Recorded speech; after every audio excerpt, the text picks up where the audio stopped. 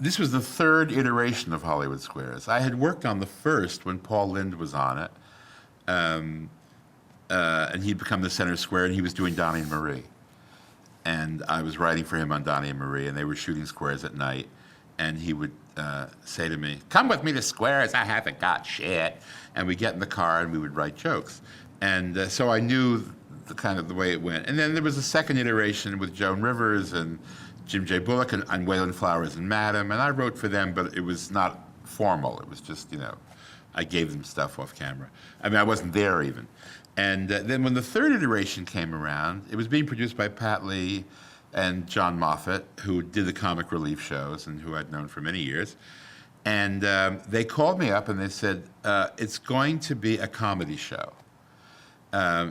We really want it to be funny, and we want to have a funny bunch of writers who can supply people with jokes. Would you be the head writer? And I said, yeah, sure. It was crazy money. And we only shot 36 days a year because we shot 5 shows in a day. And that was all on weekends. And I said, it sounds great. So I said yes. They then shopped around for a host. They wanted a big center square apartment person. And they got Whoopi. And Whoopi said, oh, I'd written for Whoopi for ages. They said, he should host.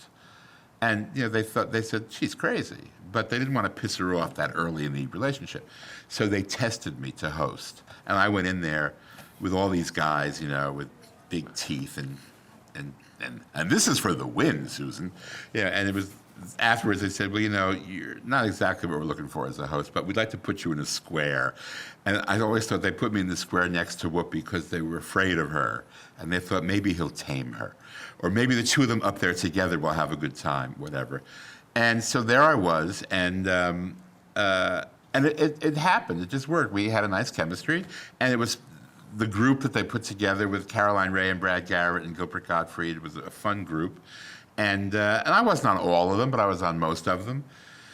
And Tom Bergeron, who was somebody who Whoopi and I had both worked with on a Fox morning show that he was hosting, wound up coming in and being the host. And we all became very friendly and are friendly to this day. But it was amazing because I'd been around, at the time, I'd been around for 20 years. And suddenly I was on camera. I wasn't behind the scenes. I was suddenly the person who was giving autographs at the airport, and because I was on television every night. My mother kept saying, this is incredible. She says, you're on television every night. I said, yeah, but so was Charles Manson. I mean,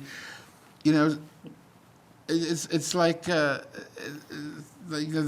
Casey Anthony is on television every night. I mean, it's like, and that's what it is. You're on TV every night. They don't exactly know why. You're just, oh my God, you're on TV.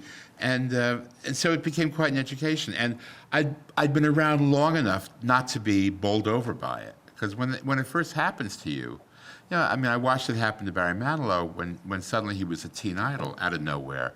I mean, it can really knock you for a loop. No one is prepared for that kind of scrutiny and bombardment.